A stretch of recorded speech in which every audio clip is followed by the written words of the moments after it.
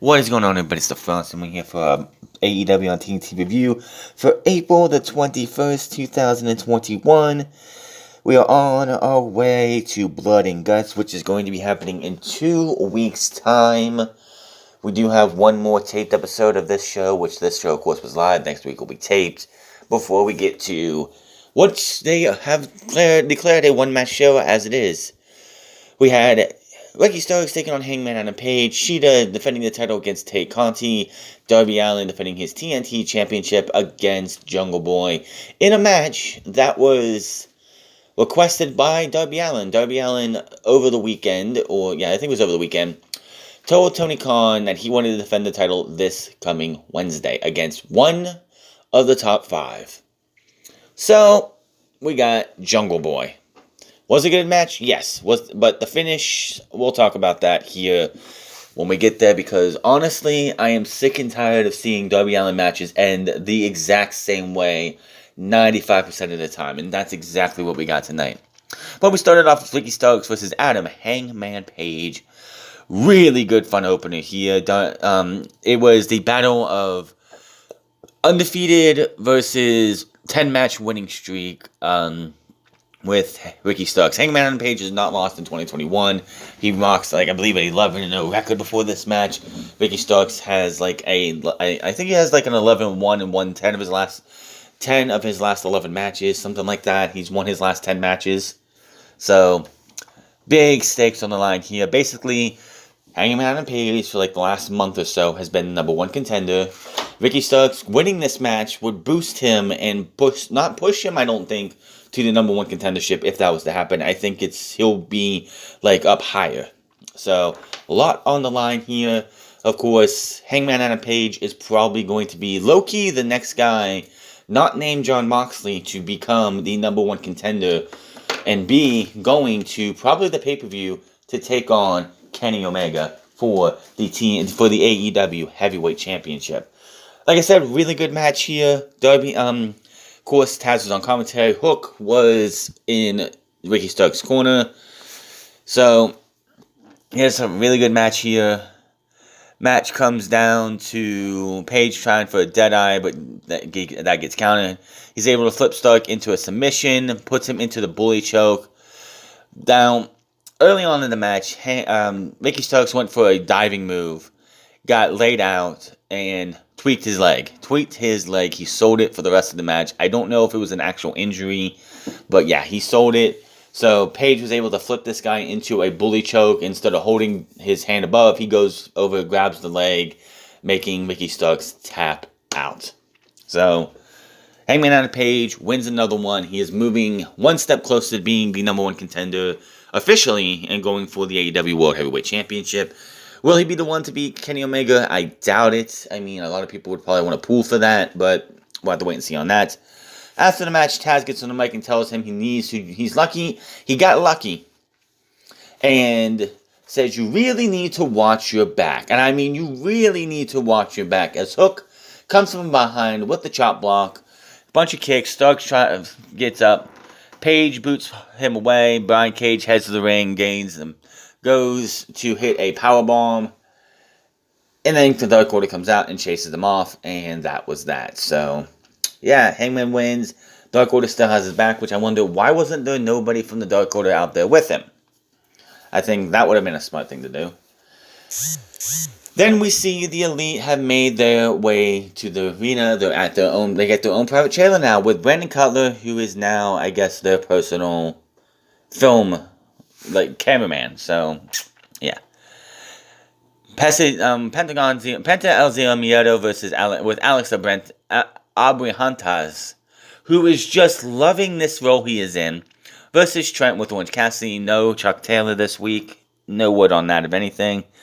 I don't know if he's, COVID protocols or anything. No. He was not there, which means if he's not there this week, he's definitely not going to be there next week, as it's, we already know most of the card, and he's not on it. Penta with some taunting early. We have a message for the best friends. Alex translates and says, best friends should never restarted this feud with the Death Triangle. And for Orange Cassidy, you get in our way and we will turn you into orange juice. zero fear, you know. Yeah, as I said, Alex Abrahantes is having so much fun. He's got the biggest smile on his face, being able to be this mouthpiece and basically cheerleader for Penta here in AEW. Because he's just going out there, he's cheering on him, he's rocking, he has like a leather jacket on, jeans with patches all over it, and just so many other things. It's just, you can tell that this guy is happy in the role he is in. He is also, of course, Spanish commentator with Dasha Gonzalez. I think Thunder Rosa was on commentary too to fill in for him for this match. She posted something on social media. But they're having this match. It's becoming a really, really good match here. Trent has the advantage on the outside. He's going to go get Penta. Alex gets the mic and says, whoa, whoa, whoa, whoa, whoa. Before the match, Penta wanted me to rely something to you. Penta says, you suck, your friends suck, and you know who sucks the most? Your mama. Alex runs into the ring. Trent is like, nobody talks about my mama like that. Grabs a chair, and he's going to wreck this guy. Alex is in the ring. Orange Cassidy is behind him. Penta comes from behind, super kicks Orange Cassidy out of his shoes. Then he hits Trent with a microphone because the referee's back is turned into a package power driver 1, 2, 3, and Pentagon is your winner, which I'm fine with. I mean, some people may disagree and say that this was a good match. It should have had a clean finish, but they are trying to push the Death Triangle as a heel stable, and this feud's far from over. I know last year, if it wasn't for the scandemic, we were going to have a street fight between these two teams. These three guys, the Death Triangle versus the Best Friends and Orange Cassidy. We didn't get that because of everything that happened last year. So, yeah, we're going to see what happens with this. So, just a good way to continue the feud. Next week, Penta Azamieta will take on Orange Cassidy. That should be interesting. Jim Ross talks with the Pinnacle about blood and guts. I really, really, really hope I have this promo because this was fucking gold. Please tell me it's the full promo. It is. Sweet. So the next 4 minutes, you're going to hear from MJF and the Pinnacle. The world is buzzing as we count down the days to Blood and Guts. With that in mind, recently, in the middle of the ring, Chris Jericho with the Inner Circle has some very fiery words to say. Many of them pointed out, not only all you guys, especially you, MJF. What's your reaction to Jericho's interview that we heard on Dynamite just a few weeks ago? It wasn't just an interview, Jim. I recall you call it the Immortal Promo, correct? Chris, you might have got one thing right about the scarf. Well, not about the fact that I, quote-unquote, stole it from you. I've been rocking Burberry flannel since I was on the Rosie O'Donnell show. But this particular scarf, man, I mean, it's old, it's haggard. Plus, it's springtime, and War Dog, you know what that means. I believe Tully got me a gift. By the way... Tell the weather outside that it's springtime, because I'm here in Ohio, and it was snowing this morning, and that's not spring to me. Tully is home right now, writing up the plays for Blood and Guts. He certainly did. Tully said, that it's silk season, Max. Thank you, sir. This thing. It's so, see, it's just, oh, God. I love it. I'll take it from here, It's like baby. a scene of a John Wayne movie. Almost. Talk to the people, War Dog. Oh, it's nice. Chris Jericho. You called that the Immortal Promo? Something like that, big fella. Wouldn't that mean it was the perfect promo? You see, it almost was. Jericho, one of the best promos in the game, right? Not quite as good as Max here, but good. You cut one of the best promos of your entire career, which is saying a hell of a lot. Until you got to me.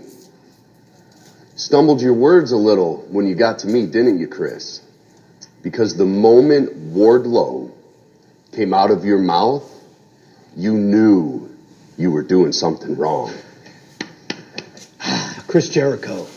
The first ever AEW World Champion, the most charismatic man in professional wrestling for decades, the GOAT. The man who's been leading this industry, Jim, for years. That is, until now. Now, You stand in front of a bunch of B's so you look like an A. You wrestle a bunch of A's so you don't look like a B. And when it comes to elevating the talent around you, Christopher, I'm going to have to give you a big fat F. The Jericho rub.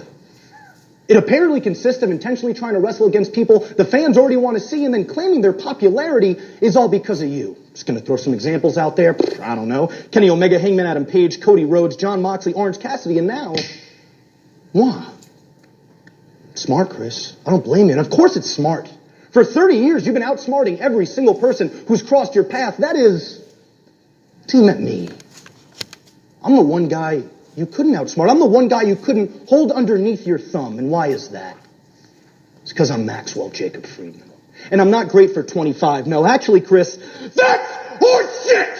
I'm great, period. When you were 25, you were curtain jerking on Worldwide. Me, I'm a top guy, and I'm hanging around top guys. We are the best faction in professional wrestling today. The Pinnacle, not the Inner Circle. And we are also all winners. Speaking of winners, I am undefeated, which is why I found it oh so peculiar, Christopher, when you claim that I shouldn't say I'm better than anyone until I can prove I'm better than the likes of Brandon Cutler.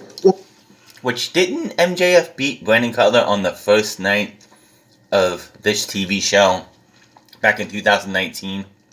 Or perhaps Michael Nakazawa, right? Yeah, that's interesting, Chris, because if my memory serves me correctly, I already beat you. So interesting. Well, wonder where that puts me on the totem pole, huh, bud? I guess that would make me better than you, and you know it.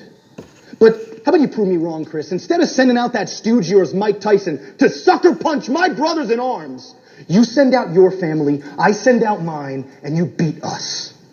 And Chris, for the sake of pride and pride alone, please try to beat me, because Lord knows I'm going to be trying to do the same. So if you got one thing right in that cute little Immortal Promo of yours, it's that I am a mark. But I'm not a mark for you. I'm a mark for your spot. And on May 5th at Blood and Guts, along with my family, I'm going to take it. Because when you are in the pinnacle, you're always on top. One hell of a promo. I'm just telling you now, Pinnacle has to win Blood and Guts. There is no way that the Pinnacle does not come out on top at Blood and Guts. Because if the Pinnacle does not come out on top in Blood and Guts, what was the fucking point of putting the group together? Yes, the Pinnacle lost their match. I think it was the match they had last week with Jericho and Dax Harwood. That's fine. Absolutely fine, because that's just the start of this everything. Next week will be interesting when we get the promoter episode before we get to what we've been waiting for over a year with Blood and Guts. Then we go into the AEW Women's World Championship title match. Hikaru Shida versus Conti. Conti has Dark Order backing her up. No -1 tonight, so, that's fine with everything. This was, again, another really good match. Honestly, every match other than Christian Cage versus Powerhouse Hobbs, which we'll talk about here in a bit, every other match on this show was good. This was one of the strongest shows AEW's done all year. And probably the entire time they've been on TV. They both battled to start the match, getting that sportsmanship out of the way. Really good match here. I was like, please, I'm watching this match and I'm like, please don't have somebody come out and ruin this. Please don't have somebody come out and ruin this, because the AEW has been doing that somewhat. Thankfully, that did not happen.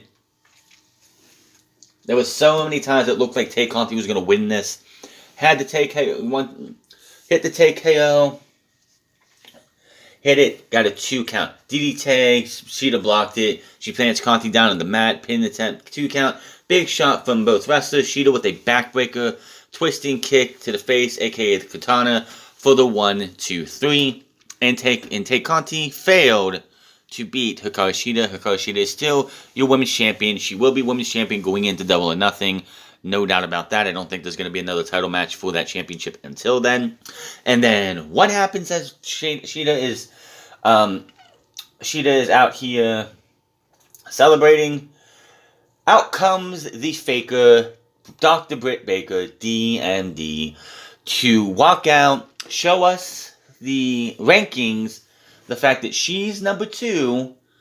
We have the graphics department break away, and it shows a full picture of Britt Baker with number 1 beside her. Yes, that's where they're going. It'll be the biggest mistake they make, giving Britt Baker. If Britt Baker wins the women's championship, you might as well just abolish the women's division. This woman does not have the talent to carry that women's championship. She is, I call her Britt Faker for a reason, because she is fake. She is the fakest wrestler ever. I don't give a fuck who you're dating. I don't give a fuck who your boyfriend's friends with. You should not be anywhere near a women's championship. She should be curtain jerking on fucking Dark or Dark Elevation. She shouldn't even be in a pay-per-view quality match or anything. And people are like, oh, well, she had that great match with Thunder Rosa a couple weeks ago. Thunder Rosa carried her from start to finish. If it was Britt Baker versus a lesser woman in that match would have been fucking horrendous. Just showed you how fucking good Thunder Rosa is. Now we get into the promo from Miro saying it's been another week, he hasn't seen Kip. Says he wants some vindication. Says anyone who has a championship, he's coming for them. Called out Kenny, called out Darby, said Sting's his face paint dad or something. Yeah. Just Miro wanting to be champion, which that's what he come to AEW from. He didn't get chances in WWE.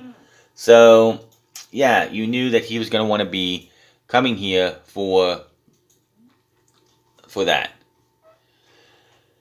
And then we had Chris Jericho, the Inner Circle, and they don't have the promo here, unfortunately. And unfortunately, AEW is probably caught on to me using the promos because they haven't been posting them immediately like they used to. They were for a while, they're posting them immediately. So I was lucky to get the one off a tweet that they put up. But yeah.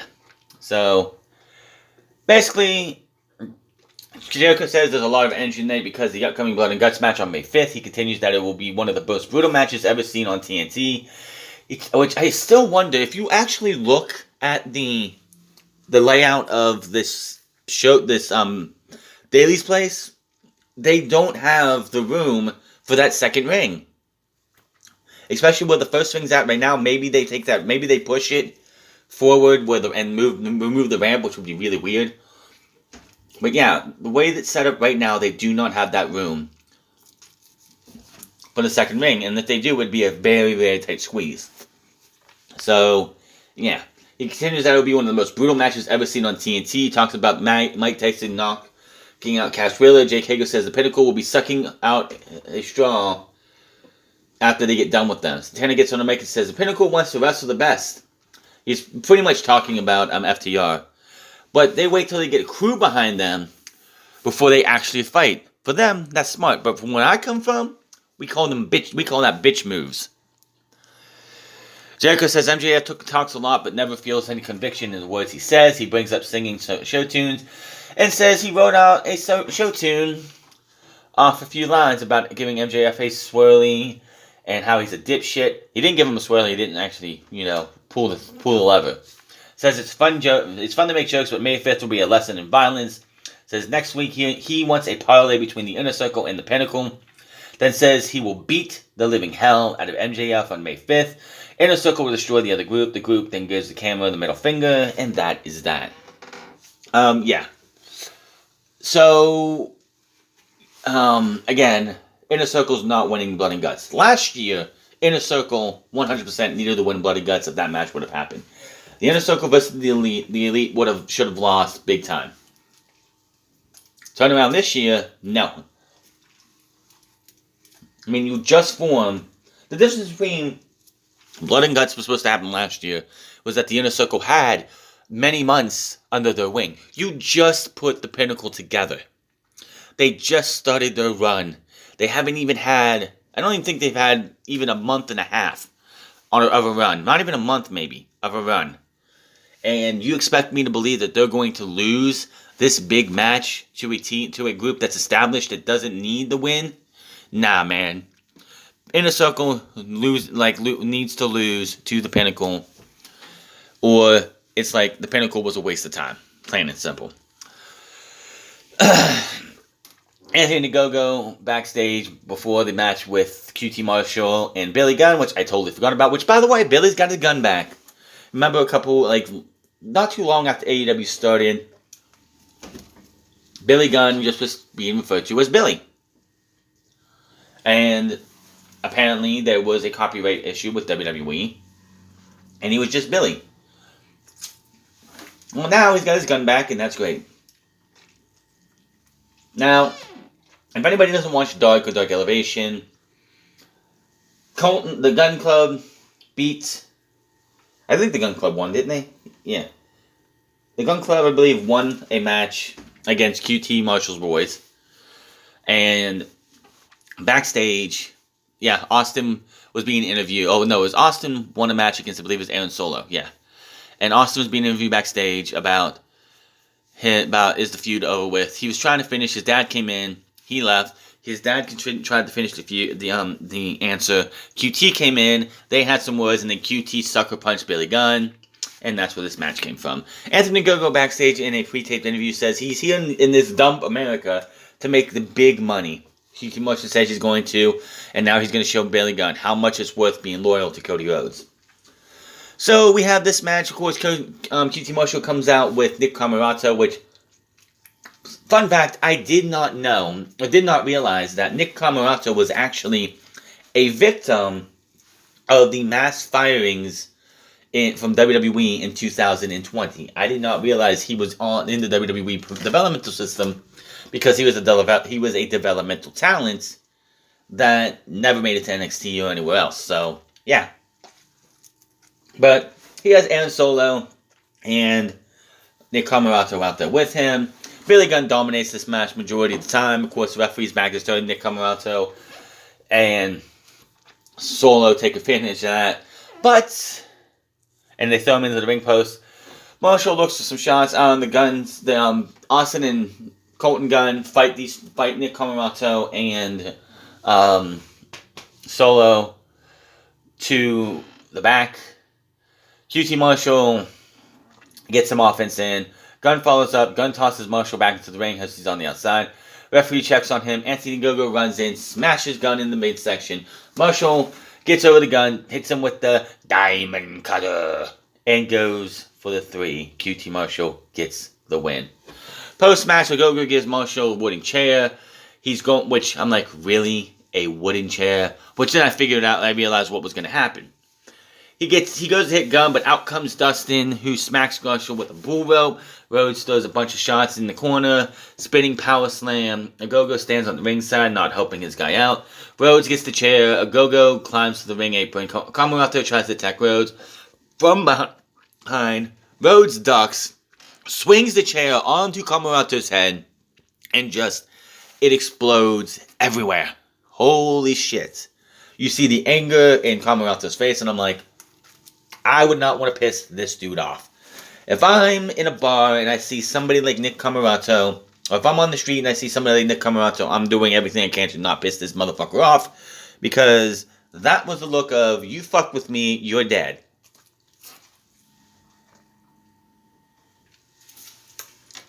At least I'm going to have all this. So, we had back in the trailer, you had the Elite. By the way, Matt and Nick are wearing some ridiculous outfits. I don't even know what the fuck they're wearing. They're hanging out. They're pretty much just gloating about the fact that they're the Elite. They're the reason we're here. We're the reason we have AEW. Well, you got to give Chris Jericho a lot of thanks for that too, because if it wasn't for his match with Kenny Omega, this probably doesn't happen. If it wasn't for the popularity of the Bullet Club, which yes, the Young Bucks were not founding members, but they were like the first two to be added after the founding members, which Carl Anderson is a founding member, by the way. Yeah. And then the Elite came along after AJ Styles got ousted and all this other shit. And they mentioned that John Moxley and Eddie Kingston are back tonight. So, they're gloating, they're having a good time. Of course, for the first time since the match was made official on Impact Television, Don Callis mentions that, I believe it's this Sunday? Yeah, this Sunday, Kenny Omega will become the Impact Champion as well, adding to his titles, which are the AEW World Championship and the AAA Mega Championship. So, yeah, he's going to be the belt collector. We'll see how that goes there. Omega's trying to get serious. He's trying to talk, and all you hear is beep, beep, beep, beep, beep, beep, beep, beep, beep, beep, beep. We go outside. Moxley and Kenny Omega, I'm not Kenny Omega, but Eddie Kingston are in a truck. They smash the truck into the trailer. Kingston yells, you got the pipe? He brings the pipe out. He smashes a couple windows. Kingston yells, you think this is a game? Moxley calls for them. Nobody's in the trailer. Kingston's wondering where the Young Bucks sneakers are at. Kingston calls for a bunch of cowards. Moxley says, bitch as AF. They walk back to the truck. And Moxley grabs the pipe, throws it into the window, barely missing Eddie Kingston. He's like, could you wait till I'm past the window, out of the shot? So, that's coming soon. I don't know. It's definitely not going to be 5-on-2 for very long, I'm hoping. Then we had Christian Cage versus Powerhouse Hobbs. This was a decent match, like I said. This was okay. Christian definitely is, of course, a lot slower. He is a lot older. Christian picks up the win as Powerhouse Hobbs gets really fucking stupid at the end. He, of course, after what happened earlier in the night, everyone else from Team Taz was banned, except Taz, of course, could be up on the, the announce desk, because what is he going to do? Now, Christian goes for a sleeper hold. Hobbs jams him in the corner, puts him on his shoulder, decides, I'm going to taunt him by using his looking taunt. Christian gets out, hits the kill switch, 1, 2, 3, and that is that. So Christian gets the win, and we move on. Then we get more J Card girl crap that I really don't care. She's like, every manager wants me as their client. Then we hear from Matt Hardy. We hear from Vicky Guerrero. She says, I don't need a manager. I'm my own boss. But if you're looking to sign me, you better make me a hell of a deal. Well, bitch, you better get in the ring more, because 4 matches does not impress me. You know what's sad? Anna Jay, last year, was in her 4th match when she took on Hikaru Shida, who was champion at the time, who wasn't champion yet. But she took on Hikaru Shida, and she was more impressive in that match than every single match that Jade Cargill has been in. Get this woman on Dark Elevation, on Wednesday, something. Get her in the ring. 4 matches is not going to be impressive to me. Until I see more from her, I don't really care. Then we had Darby Allin versus Jungle Boy, the main event for the TNT Championship. This was really good. This is 2 young talents, 2 guys who'll be the it's 2 talents that AEW is going to have to eventually put on their backs for. I mean, Darby Allin's only 28 years old. Good fucking grief. Jungle Boy's not too much younger, man, but yeah. 2 young guys who will be in AEW for at least the next 10, 15 years. Yeah, Jungle Boy's only 23. 28, 23 years old. I think that's the youngest, together, age-wise, I think that's the youngest combined age for a match, which is 50 or 61 years old. No, 51 years old. 51 years old between the 2. That's crazy. An average of 25 and a half years. About, I think. My math is off, but yeah. Average about 25 and a half years between the 2. Yeah. Hell of a match here. But then so Jungle Boy had Luchasaurus. Sting was out there for Darby Allin. Luchasaurus got, I believe, Jungle Boy back into the ring. Him and Sting just start throwing hands, start fighting each other. They move to the back. So we have the end of this match. This is a pattern in Darby Allin matches, and it's been like this since he at least won the TNT Championship. He gets his ass kicked majority of the match. He is a small guy. He's somebody that looks like you're going to beat his ass easily. So they have this guy getting beat. Jungle Boy got him in his finisher, his submission that they touted nobody else is able to get out of. Gets it in it, he's able to get to the ropes the first time. Gets it in again, he's able to use his hair to get out. All of a sudden, out of fucking nowhere, Darby Allin puts him in the Last Supper pinning combination 1, 2, 3. What? Darby Allin has been winning his title matches by the skin of his fucking teeth. And it's made him look weak every single time. They're supposed to make him look like the big underdog babyface champion who can win in the blink of an eye, and it just makes it look worse. How many times are you going to book this type of finish? Like, seriously. It's time for Darby Allin to lose the championship. If this is how his how 95% of his matches are going to be with that title, it's time to take the title off of him. If you can't book a better finish, a more creative finish every single time, or majority of the time, it's time to take the title off of him. Because you're not helping Darby Allin. Honestly, in my opinion, Darby Allin has a character who shouldn't even be a champion. He should be a guy, he's like just one of those guys it's one of those characters that doesn't need a championship. He's held the title, he's had it since November, it's time to lose the championship. Post-match, Ethan Page and Scorpio Sky attack Allin. Page is with the release super powerbomb on the champion. Lance Archer runs in and a double chokeslam, but takes a double low blow.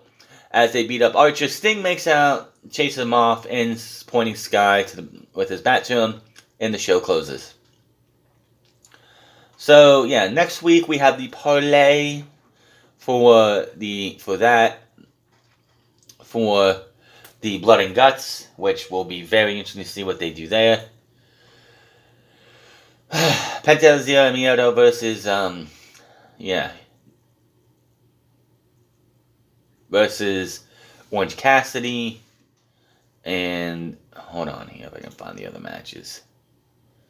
Yeah, next week is going to be a good show for sure. Next week's going to be great, but it's like you can't keep doing that. You can't keep having the same fucking outcome, the same fucking finish to a Darby Allin match. I mean, yeah, last week was definitely one of those ones that was different because it was a hardcore match, but it's like, how many times am I going to see the same goddamn finish for a Darby Allin match? It boggles my mind that you're going to continue to book him to look so weak, get beat over and over and over again, to the point where it's like, there's no way he should be able to come back from this. Oh my god, he rolled him up out of nowhere in this Last Supper pin for the 3 count. It's such a devastating pin. Please, don't pull that bullshit on me. I'm not that stupid. Nobody else is that fucking stupid. Give me better than that. So, yeah. Next week, we have Orange Cassidy versus Penta Zero Miedo. Chris Statlander will take on Penelope Ford, which that comes off the Arcade Anarchy, where Chris Statlander made her return, beating up Penelope Ford. I'm surprised they took so long. The Young Bucks will take on Matt and Mike Sydal in what they're calling an they said eliminator match for this match, but this says on the card World Tag Team Championship, champion. So they said something about a tag team eliminator. If that's the case, then that would mean that Matt and Mike Sydal, if they beat the Young Bucks, would get a tag team title shot somewhere down the line, or they'd be the next in line. The Nightmare Factory of QT Marshall, Nick Camarato, and Aaron Solo will take on the Nightmare Family of Dustin Rhodes, Billy Gunn, and Lee Johnson. Yeah, Lee Johnson. So that should be an interesting match too. Of course, the Inner Circle parlay with the Pinnacle. So the only way I don't see that happening where you're going to have somebody like a brawl between those two teams is if Tony Khan comes out and says, now this can happen, but we don't want to have neither team can touch each other or the match is off. And then Brian Cage will take on Hangman Adam Page. basically for what happened earlier in the night. So that is definitely where we're going for that. So Paige taking on another member of Team Taz. So I take it if he beats Brian Cage next week, will he get an FTW title match? I don't know. But yeah, that is your AEW review. Really good show. Three very strong matches. QT versus Billy Gunn was nothing special. Neither was Christian versus Powerhouse Hobbs. But everything else was just good except for that finish to Darby Allin versus Jungle Boy. And get Britt Baker off of my fucking television. Putting the championship on her would be the worst decision AEW could make. Plain and simple. But that is it. Hit that subscribe button. Comment down below. Like or dislike this video. Find me on Minds at the France Club. Find me on twitch.tv/the France Club. Find me on Instagram at the France Club. And I will see you guys on Friday for SmackDown and what they have going on soon. Till then, my name's the France, and I'll see you guys later.